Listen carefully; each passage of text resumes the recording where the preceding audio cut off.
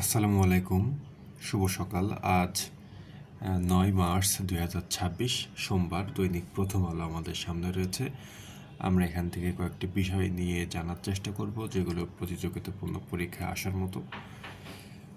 প্রথমে আসি ইরানের সর্বোচ্চ নেতা নির্বাচিত, শিগগিরই নাম ঘোষণা। ইরানে যুক্তরাষ্ট্র ও ইসরায়েলের হামলা বা আগ্রাসন চলছে। তো 28 ফেব্রুয়ারিতে ইরানের সর্বোচ্চ নেতা আয়াতুল্লাহ আলী খামেনিকে হত্যা করা হয়। এখন ইরানের নতুন সর্বোচ্চ নেতার নাম চূড়ান্ত করা হয়েছে।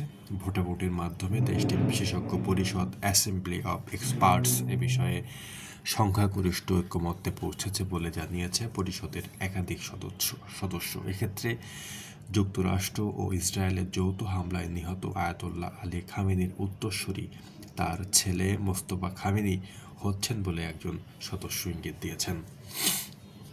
যদিও ট্রাম্পের এটি পছন্দ নয়, কিন্তু ইরানের নেতৃত্ব শূন্য অবস্থায় নেই বা ইরানকে দখল করাও যে কষ্টকর, এটার একটা প্রমাণ হচ্ছে যে এই নেতৃত্বের যে লাইনটা আছে ইরানে।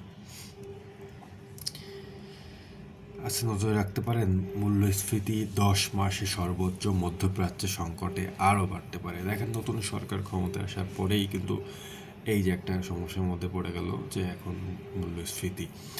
বিএনপি নেতৃত্বে নতুন সরকার গঠনের প্রথম মাসেই মূল্যস্ফীতি 9% ছাড়িয়ে গেল।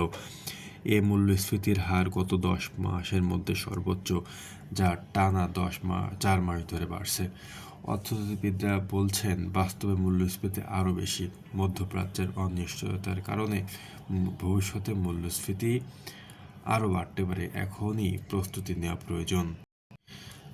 আমরা এই আর্টিকেল থেকে মূল্যস্ফীতি নিয়ে বিভিন্ন বিষয় নিয়ে জানার চেষ্টা করব একটু সময় নিয়ে।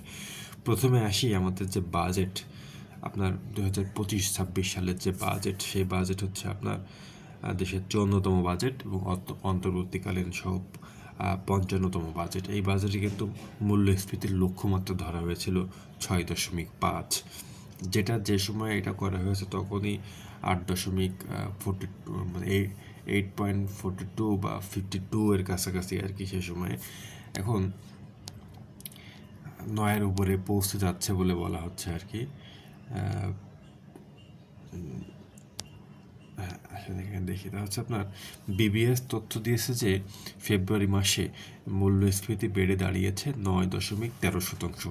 জানুয়ারি মাসে এই হার ছিল 8.58%। আর আমাদের লক্ষ্যমাত্রা কিন্তু 6.5%। অনেক দূরে আছি আর কি। দেখেন, মূল্যস্ফীতি বেড়ে গেলে মানুষের আয়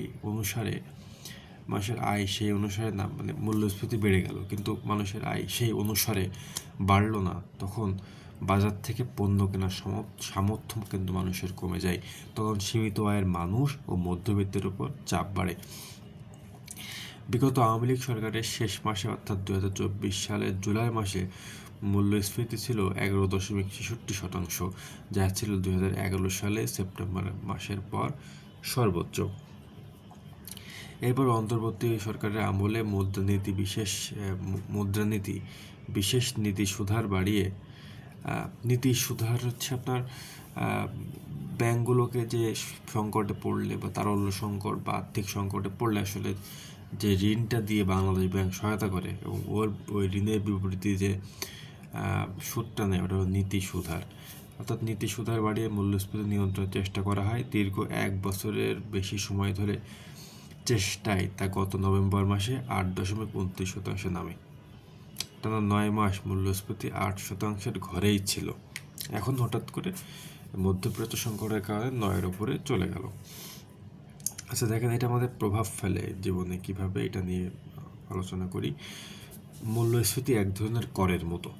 আপনার প্রতি মাসে আয়ের পুরোটাই সংসার চালাতে খরচ হয়ে যায়, কিন্তু হঠাৎ জিনিসপত্রের দাম বাড়লে এবং সে অনুযায়ী আপনার আয় না বাড়লে আপনাকে ধার দেনা করে সংসার চালাতে হবে, কিংবা খাবার, কাপড় চোপড়, যাতায়াত সহ বিভিন্ন খাতে কাটছাঁট করতে হবে। মূল্যস্ফীতির চেয়ে মজুরি বৃদ্ধি বা আয় বৃদ্ধি কম হলে সাধারণ মানুষের কষ্ট বাড়ে, প্রকৃত আয় কমে যায়।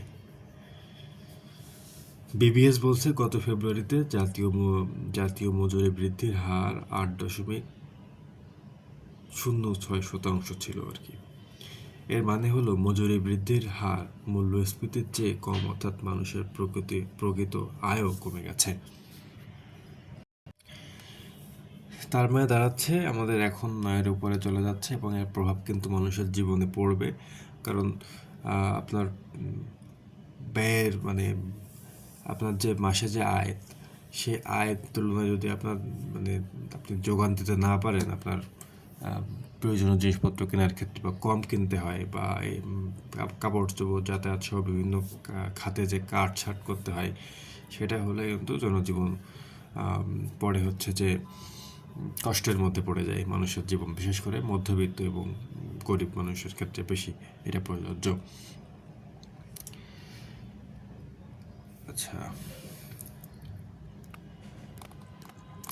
আচ্ছা, এবার দেখি হচ্ছে আপনার স্থানীয় নির্বাচন নিয়ে।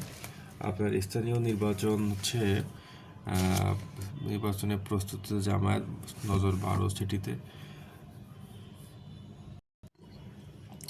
আমরা এই আর্টিকেলে স্থানীয় সরকার এবং হচ্ছে যে আপনার সিটি কর্পোরেশন, এই দুইটা বিষয় নিয়ে একটু কথা বলার চেষ্টা করব, যেগুলো খুব কাজে লাগতে পারে। প্রথম কথা হচ্ছে যে আপনার স্থানীয় সরকার হচ্ছে ইউনিয়ন, উপজেলা, জেলা, পৌরসভা ও সিটি কর্পোরেশনের যে মানে সিটি কর্পোরেশনের প্রতিনিধিদের দ্বারা গঠিত একটা সরকার। 1976 সালে আমাদের স্থানীয় সরকার অধ্যাদেশ জারি করা হয়। আমাদের সংবিধানের আপনার 59 এবং 60 নম্বর যে অনুচ্ছেদ, সেই অনুচ্ছেদে স্থানীয় সরকারের কথা বলা আছে। এই হচ্ছে প্রাথমিক কথা স্থানীয় সরকার সম্পর্কে। এবং এখন আমরা দেখি যে 12টা সিটি কর্পোরেশন সম্পর্কে কিছু তথ্য জানা যাক। দেখেন আপনার বাংলাদেশে হচ্ছে বর্তমানে সিটি কর্পোরেশন আছে 12টি, এবং প্রথমটা হচ্ছে ঢাকা সিটি কর্পোরেশন, সেটা আপনার 1990 সালে প্রতিষ্ঠিত হয়। এবং সর্বশেষ সিটি কর্পোরেশন হচ্ছে ময়মনসিংহ সিটি কর্পোরেশন, যেটা 2018 সালে প্রতিষ্ঠিত হয়। 2011 সালে আপনার আমাদের যে ঢাকার এখন যে দুইটা, ঢাকা উত্তর এবং দক্ষিণ, এবং আমি এই মুহূর্তে আছি ঢাকা দক্ষিণের একেবারে শেষের দিকে। তো এইটা আপনার বিভক্ত করা হয়েছিল 2011 সালে, একটা ঢাকা উত্তর এবং একটা ঢাকা দক্ষিণ সিটি কর্পোরেশনের নামকরণ করা হয়, এবং এদের যাত্রা শুরু হয় আপনার 2012 সালে। আর সিটি কর্পোরেশন গঠিত হয় যদি জিজ্ঞেস করা হয়, তাহলে আপনার সিটি কর্পোরেশনে একজন মেয়র থাকেন। জনসংখ্যার ভিত্তিতে সরকার কর্তৃক নির্ধারিত ওয়ার্ড কাউন্সিলর থাকেন। আর হচ্ছে তার মোট ওয়ার্ড কাউন্সিলের যে সংখ্যা, সে সংখ্যার 1/3 সংরক্ষিত আসনে মহিলা কাউন্সিলর থাকেন। এভাবে আর কি গঠিত হয় একটা সিটি কর্পোরেশন। একটা নির্বাচিত সিটি কর্পোরেশনের আপনার মানে নির্বাচিত আর কি, তো সেটা আপনার টেনর বা কার্যকাল হচ্ছে 5 বছর। আর আপনার জনগণের প্রত্যক্ষ ভোটে এই নির্বাচন অনুষ্ঠিত হয়। তো এখানে এইটুকু ছিল। আচ্ছা, একটু ভারত এই জিতলো, টি-20 বিশ্বকাপ জিতলো। আমরা এখান থেকে দেখার চেষ্টা করি। দেখেন 2007 সালে প্রথম টি-20 বিশ্বকাপ চালু হয়। প্রথম বিশ্বকাপে বাজিমাত করেছিল ভারত পাকিস্তানকে হারিয়ে। আর এবার হচ্ছে 10ম আসর, এবং আয়োজক হচ্ছে আপনার ভারত এবং শ্রীলঙ্কা। তো 10ম আসরেও এই নিউজিল্যান্ডকে হারিয়ে ভারত বিশ্ব চ্যাম্পিয়ন হলো টি-20 বিশ্বকাপে।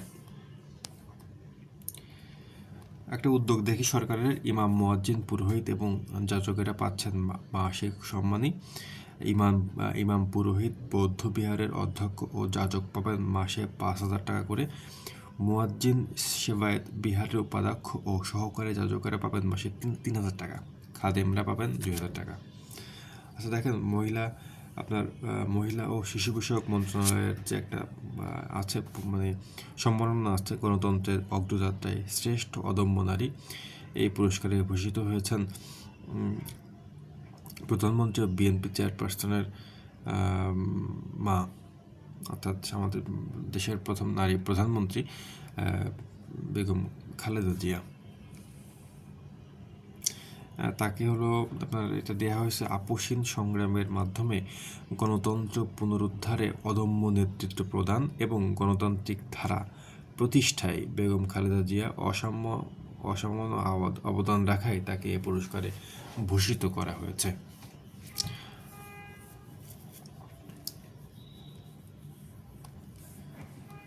আচ্ছা, এবার আরও একটা অন্যদিকে দেখি। আপনার বৈশ্বিক শক্তির পুনর্বিন্যাসে বাংলাদেশ কোথায় দাঁড়িয়ে? অনেক বড় আর্টিকেল, আমি নিজে এখনও পড়ি নাই, আমি কয়েকটা পয়েন্ট দেখছিলাম আর কি, কিন্তু এটা পড়বো। আপনার যুক্তরাষ্ট্র ইরান উত্তেজনা, ইউরোপের দ্বিধা এবং চীন যুক্তরাষ্ট্র প্রতিযোগিতা সব মিলিয়ে একটি নতুন বৈশ্বিক শক্তির মানচিত্র তৈরি হচ্ছে, যেখানে দক্ষিণ এশিয়াও ক্রমে গুরুত্বপূর্ণ হয়ে উঠেছে। আমাদের নিরাপত্তা এখন বন্দর ব্যবস্থাপনা, জ্বালানি সরবরাহ, ট্রেড রুট, সীমান্ত স্থিতিশীলতা এবং রোহিঙ্গা সংকট সব মিলিয়ে অর্থনৈতিক ও ভূ রাজনৈতিক প্রশ্ন। বাংলাদেশ যুদ্ধের কোনো কেন্দ্র নয়, কিন্তু ঝুঁকির প্রান্তে আছে। তাই কৌশলগত সতর্কতা, নীতিগত স্পষ্টতা এবং অভ্যন্তরীণ স্থিতিশীলতাই হতে পারে আমাদের সবচেয়ে বড় প্রতিরক্ষা ব্যবস্থা।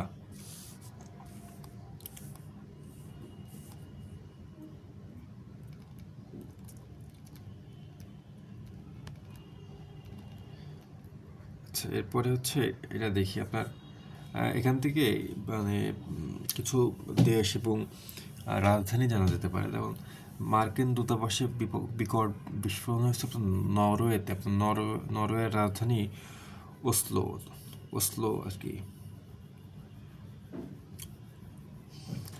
নরওয়ের রাজধানী ওসলো। এখানে আপনার মার্কিন দূতাবাসে গতকাল ভোরে এক বিকট শব্দ পাওয়া গেছে আর কি।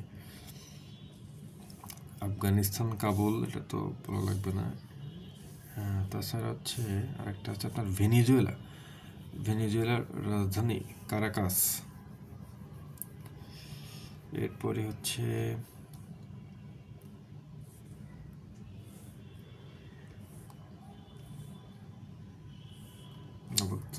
এখানে আপাতত কিছু নাই। আচ্ছা দেখেন, গিনেস রেকর্ডে আড়ং চলে গেছে আপনার কী হিসাবে বিশ্বের বৃহত্তম কারুশিল্প বিপণন কেন্দ্র হিসাবে গিনেস ওয়ার্ল্ড রেকর্ডসে স্বীকৃতি পেয়েছে আপনার আড়ং ধানমন্ডি ফ্ল্যাগশিপ আউটলেট। এই সম্মান আউটলেটের বিশাল পরিসর, বৈচিত্র্যময় কারুশিল্প এবং ক্রাফট বিষয়ক অভিজ্ঞতার আন্তর্জাতিক স্বীকৃতি। কিন্তু আড়ংয়ের প্রোডাক্টের দাম তো অনেক বেশি, আরও মনে দিন দিন বেড়েই যাচ্ছে। আচ্ছা, তো আজকে এই পর্যন্তই। আমি এই যে তেল এবং খাদ্যের দাম বাড়ছে, কী করবে বাংলাদেশ, এটা ঠিক অনেক বড়, এখনও পড়ে উঠতে পারিনি, তবে এগুলো পড়তে হবে, পুরোটাই পড়াটা উচিত।